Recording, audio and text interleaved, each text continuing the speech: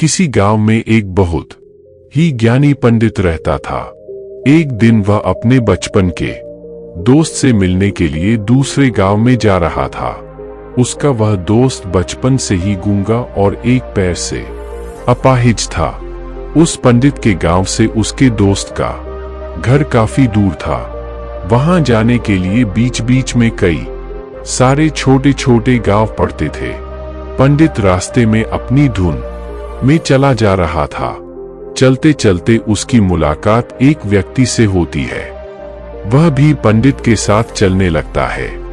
उस आदमी को देखकर पंडित बहुत खुश हो जाता है। उसने सोचा चलो अच्छा हुआ, साथ साथ चलने से उसका सफर आसानी से कट जाएगा। बात की शुरुआत करने के लिए उस पंडित ने उस व्यक्ति से उसका नाम पूछा तो उसने अपना नाम धर्मराज बताया। पंडित को यह नाम कुछ अजीब सा लगा, लेकिन उसने नाम के विषय में कुछ और पूछना उचित नहीं समझा। दोनों धीरे धीरे साथ में चल रहे थे, तभी रास्ते में एक गांव आता है। गांव का प्रवेश द्वार आते ही धर्मराज ने पंडित से कहा, तुम आगे चलो, मुझे इस गांव में एक काम है, मैं तुमसे आगे मिलता हूँ। पंडित ने कहा ठीक है। वह आगे रास्ते में चल देता है। कुछ देर बाद उस गांव में खबर फैली कि एक व्यक्ति को सांड ने अपनी सींग में फंसाकर मार दिया है। जैसे ही सांड ने उस व्यक्ति को मारा, ठीक कुछ ही देर में धर्मराज पंडित के पास आ गया। फिर दोनों चलना शुरू कर देते हैं और चलते चलते एक दूसरे गांव के द्वार पर पहुंच जाते हैं। उस गांव के बाहर एक बड़ा और विशाल मंदिर बना हुआ था। वहां पर आराम करने की सुविधा काफी बढ़िया लग रही थी। पंडित के दोस्त का घर अभी वहां से बहुत दूर था और रात भी होने वाली थी। तो पंडित ने धर्मराज से कहा, रात होने वाली है, पूरे दिन चलते चलते थक भी चुके हैं और भूख भी लग रही है, तो यहाँ पर भोजन करके यहीं पर हम विश्राम कर लेते हैं। फिर सुबह के समय आराम से आगे की यात्रा जारी करेंगे। धर्मराज ने कहा ठीक है, मुझे इस गांव में किसी को कुछ जरूरी सामान देने जाना है। तुम भोजन करके आराम करो, मैं बाद में आकर भोजन कर लूंगा। इतना कहकर वह वहां से चला जाता है। लेकिन उसके जाते ही कुछ ही देर बाद धुआं उठता हुआ दिखाई देता है और देखते ही देखते पूरे गांव में आग लग जाती है। पंडित ने हैरानी से सोचा कि यह धर्मराज जहां भी जाता है वहां कोई ना कोई अनहोनी जरूर हो जाती है। कुछ तो गड़बड़ है इस व्यक्ति में। लेकिन पंडित ने रात्रि में धर्मराज से कुछ भी पूछना उचित नहीं समझा। सुबह होते ही दोनों फिर से अपनी यात्रा शुरू कर देते हैं। कुछ देर चलने के बाद रास्ते में फिर से एक गांव आता है। धर्मराज ने फिर पंडित से कहा, आप आगे चलिए, मुझे इस गांव में अपने मित्र से मिलने जाना है। मैं अपने दोस्त से मिलने के बाद आगे रास्ते में मिलूंगा। यह कहकर धर्मराज वहां से चला गया। लेकिन पंडित इस बार आगे नहीं गया। वहीं खड़ा होकर धर्मराज को देखता रहा कि वह कहाँ जा रहा है और क्या करता है। तभी थोड़ी देर बाद लोगों की आवाज सुनाई देने लगी कि एक व्यक्ति को सांप ने काट लिया है और उसकी मृत्यु हो गई है। ठीक उसी समय धर्मराज फिर पंडित के पास पहुंच गया। लेकिन इस बार पंडित से रहा नहीं गया और उसने धर्मराज से पूछ ही लिया कि तुम जिस भी गांव में जाते हो वहां कोई ना कोई अनहोनी जरूर हो जाती है। क्या तुम मुझे बता सकते हो यह ऐसा क्यों हो रहा है? धर्मराज ने कहा, पंडित जी, आप तो मुझे बहुत ज्ञानी मालूम पड़े थे, इसीलिए मैं आपके साथ चलने लगा था, क्योंकि ज्ञानियों का साथ बहुत अच्छा होता है। परंतु आप अभी तक समझ नहीं पाए कि मैं कौन हूँ। पंडित ने कहा, मैं समझ गया हूँ, लेकिन मुझे कुछ शंका है। अगर आप ही अपना उपयुक्त परिचय दे दे तो मेरे लिए आसानी होगी। तब धर्मराज ने जवाब दिया कि मैं यमदूत हूँ और यमराज की आज्ञा से उन लोगों के प्राण हरण करता हूँ जिनकी उम्र पूरी हो चुकी है। हालांकि पंडित को पहले से ही इस बात की आशंका थी, फिर भी धर्मराज के मुंह से ये बातें सुनकर वह घबरा गया। लेकिन वह हिम्मत करके पूछता है, कि अगर तुम सच में यमदूत हो तो मुझे बताओ अगले मृत्यु किसकी है। धर्मराज ने जवाब दिया, अगली मृत्यु तुम्हारे उसी मित्र की है जिससे तुम मिलने जा रहे हो, और उसकी मृत्यु का कारण भी तुम ही बनोगे। ये बात सुनकर पंडित सहम गया और सोच में पड़ गया कि अगर सच में यह धर्मराज यमदूत हुआ तो उसकी बात भी सच होगी और उसके कारण मेरे बचपन के सबसे अच्छे मित्र की मृत्यु हो जाएगी। तो सबसे अच्छा तो यही होगा कि मैं अपने मित्र से मिलने ही ना जाऊं। कम से कम मैं उसकी मृत्यु का कारण तो नहीं बनूंगा। धर्मराज ने मुस्कुराते हुए कहा, तुम जो सोच रहे हो वो सब मुझे पता है, मगर तुम्हारे अपने मित्र से मिलने ना जाने से नियति नहीं बदल जाएगी। तुम्हारे मित्र की मृत्यु तो निश्चित है और वह अगले कुछ ही पलों में घटित होने वाली है। महाकाल के मुंह से ऐसी बातें सुनकर पंडित को झटका लगा, क्योंकि महाकाल ने पंडित के मन की बातें पढ़ ली थी, जो कि एक सामान्य व्यक्ति के लिए संभव नहीं है। अब पंडित को विश्वास हो गया कि यह धर्मराज सचमुच में यमदूत ही है। जब पंडित को यह पूर्ण विश्वास हो गया कि धर्मराज जी यमदूत है, तो वह घबरा गया। वह अपने मित्र की मृत्यु का कारण नहीं बनना चाहता था, इसलिए वह पलटकर अपने गांव की तरफ वापस जाने लगा। लेकिन जैसे ही पंडित वापस जाने के लिए मुड़ा, उसने देखा कि उसका मित्र तेजी से उसकी तरफ चला आ रहा है, जो कि पंडित को देखकर अत्यंत प्रसन्न दिखाई पड़ रहा था। अपने मित्र के आने की गति को देखकर पंडित को ऐसा लगा कि जैसे उसका मित्र काफी देर से उसका ही पीछा कर रहा है। लेकिन वह बचपन से ही गूंगा था और एक पैर से लंगड़ा भी था, इसलिए ना तो वह पंडित को आवाज देकर रोक पाया था और ना ही उस तक पहुंच पा रहा था। लेकिन जैसे ही वह पंडित के पास पहुंचा, अचानक ही जमीन पर गिर पड़ा और उसकी मृत्यु हो गई। पंडित हक्का बक्का होकर धर्मराज की ओर देखने लगा, जैसे कि वह पूछना चाह रहा हो कि आखिर क्या हुआ। धर्मराज पंडित के मन में उठ रहे प्रश्नों को समझ गया और बोला, तुम्हारे मित्र ने पिछले गांव में ही तुम्हें देख लिया था और मैं वहीं से ही तुम्हारा पीछा कर रहा था, लेकिन गूंगा और लंगड़ा होने की वजह से वह तुम तक नहीं पहुंच पाया। उसने अपनी पूरी ताकत लगाकर तुम तक पहुंचने का प्रयास किया, लेकिन बुढ़ापे में बचपन जैसी ताकत नहीं होती, इसलिए हार्ट अटैक होने के कारण उसकी मृत्यु हो गई, क्योंकि वह तुमसे मिलने के लिए अपनी सीमाओं को तोड़कर तुम्हारे पीछे भाग रहा था। इसलिए अपने मित्र की मृत्यु का कारण भी तुम ही कहलाओगे। अब पंडित को पूर्णतः ये विश्वास हो गया था कि धर्मराज एक यमदूत है और उसका कार्य जीवों के प्राण हरना है। लेकिन पंडित एक ज्ञानी व्यक्ति था। वह यह भी जानता था कि मृत्यु पर किसी का वश नहीं है, सबको एक ना एक दिन मरना ही है। यही सोचकर उसने अपने आप को संभाल लिया, लेकिन अचानक ही पंडित के मन में अपनी मृत्यु के बारे में जानने की इच्छा हुई। इसलिए उसने धर्मराज से पूछा कि जब मृत्यु मेरे दोस्त की होनी थी तो तुम शुरू से ही मेरे साथ क्यों चल रहे थे। यह प्रश्न सुनकर धर्मराज जोर से हंसा और बोला, मैं तो हर पल हर क्षण सभी के साथ चलता हूँ, किंतु लोग पहचान नहीं पाते, क्योंकि लोगों के पास अपनी समस्याओं के अलावा किसी और व्यक्ति, वस्तु या घटना के बारे में सोचने, समझने या उसे देखने का समय ही नहीं होता। पंडित ने कहा, तो क्या तुम ये बता सकते हो कि मेरी मृत्यु कब, कहाँ और कैसे होगी। महाकाल ने कहा, हालांकि किसी भी सामान्य जीव के लिए अपनी मृत्यु के बारे में जानना ठीक नहीं है, क्योंकि कोई भी जीव हो वो अपनी मृत्यु के बारे में जानकर बहुत दुखी हो जाता है।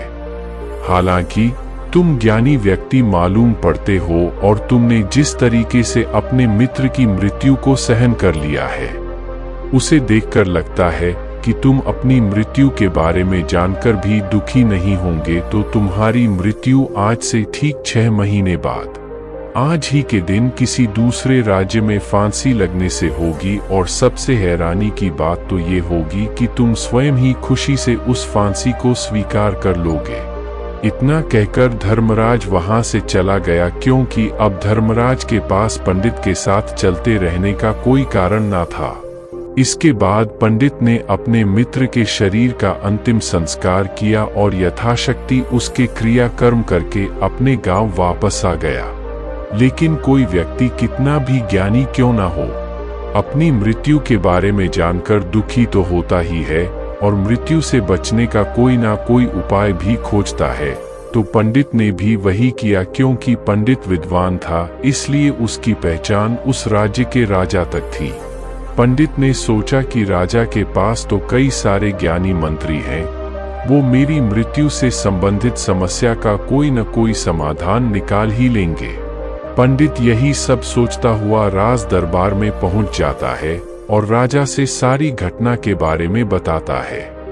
राजा ने अपने मंत्रियों को सारी समस्या बताई और उनसे सलाह मांगी। अंत में सभी ने विचार विमर्श करके कहा, अगर पंडित की बात सही है तो उसकी मृत्यु भी 6 महीने बाद ही होगी, लेकिन मृत्यु तो तब होगी जब वह किसी दूसरे राज्य में जाएगा। यदि वह किसी दूसरे राज्य में जाए ही ना तो मृत्यु ही नहीं होगी। मंत्रियों की यह सलाह राजा को भी सही लगी। इसके बाद पंडित के रहने की सारी व्यवस्था महल में ही कर दी गई और राजा के आदेश के बिना उस पंडित से किसी को भी नहीं मिलने दिया जाता था। लेकिन पंडित कहीं भी आ जा सकता था, ताकि पंडित को ये ना लगे कि वो राजा की कैद में है।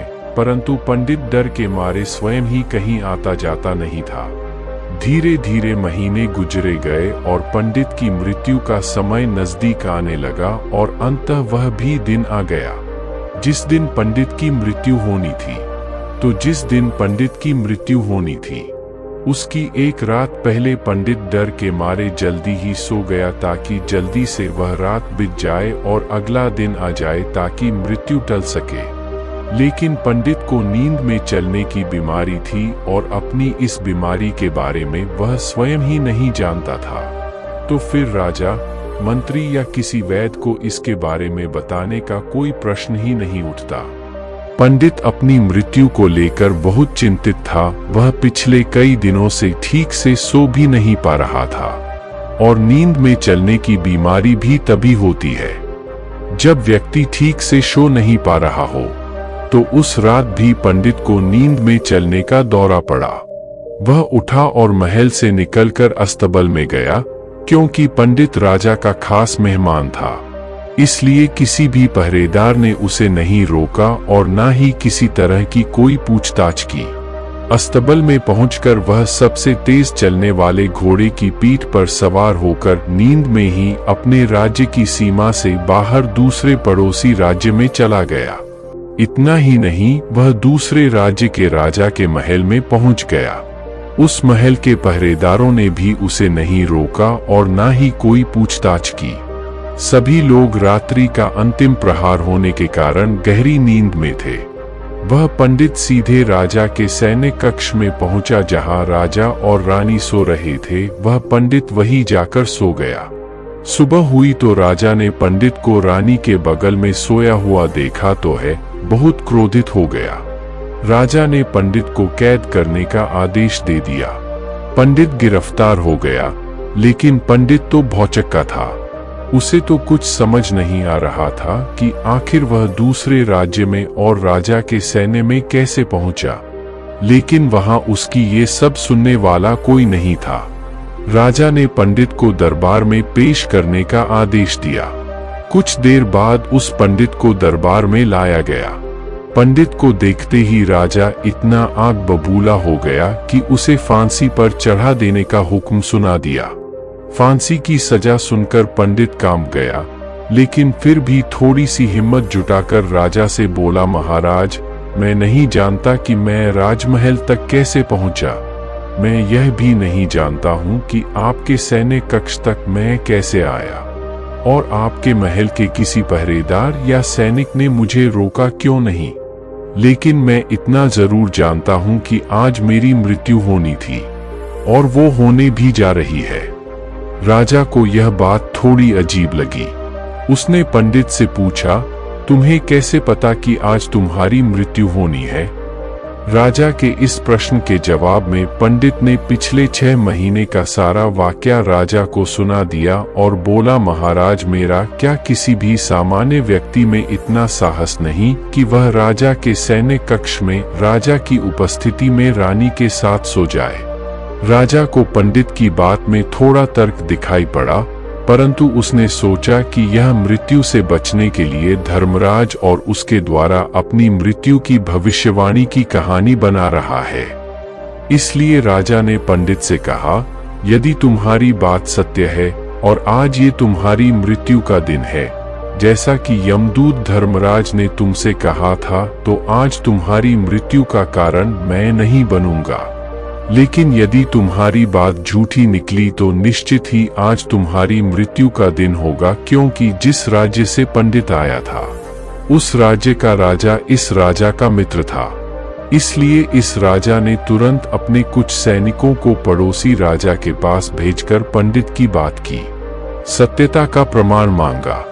भेजे गए सैनिक शाम तक लौटे और उन्होंने राजा को बताया कि महाराज, पंडित जो कुछ भी कह रहा है वो सब सत्य है। पड़ोसी राज्य के राजा ने पिछले 6 महीने से पंडित के रहने की सारी व्यवस्था अपने ही महल में कर रखी थी। पंडित राजा का खास मेहमान था। कल शाम राजा आखिरी बार पंडित से उसके कक्ष में मिले थे और उसके बाद यह इस राज्य में कैसे पहुंच गया, इसकी जानकारी किसी को भी नहीं है। इसलिए उस राज्य के राजा के अनुसार पंडित को फांसी की सजा देना ठीक नहीं है। लेकिन राजा के सामने एक नई समस्या थी, क्योंकि उसने बिना पूरी बात जाने ही पंडित को फांसी की सजा सुना दी थी। इसलिए अगर पंडित को फांसी नहीं दी जाती तो राजा के वचन का अपमान हो जाएगा, लेकिन अगर राजा की बात का मान रखा जाए तो बेवजह ही एक निर्दोष व्यक्ति की मौत हो जाएगी। राजा ने अपने सभी मंत्रियों से इस बारे में सुझाव मांगा तो मंत्रियों ने राजा को सुझाव दिया कि महाराज, पंडित को एक कच्चे सूत के धागे से फांसी लगवा दी जाए। इससे आपके कथन का भी मान रह जाएगा और कच्चे सूत के धागे से पंडित को फांसी भी नहीं लगेगी और उसके प्राण भी बच जाएंगे। राजा को मंत्रियों का यह सुझाव पसंद आया और उसने ऐसा ही करने का आदेश दे दिया। पंडित के लिए कच्चे सूत के धागे से फांसी का फंदा बनाया गया और नियम के अनुसार पंडित को फांसी पर चढ़ाया जाने लगा। सभी लोग बहुत खुश थे कि ना तो पंडित मरेगा और ना ही राजा का वचन खाली जाएगा। पंडित को भी पूर्ण विश्वास था, ये सूत के धागे से तो उसकी मृत्यु हो ही नहीं सकती, इसलिए उसी पर चढ़ने के लिए तैयार हो गया। जैसा कि धर्मराज ने भविष्यवाणी की थी कि तुम खुद ही अपनी फांसी को स्वीकार करोगे, लेकिन जैसे ही पंडित को फांसी दी गई, सूत का धागा तो टूट गया, लेकिन टूटने से पहले उसने अपना काम कर दिया था।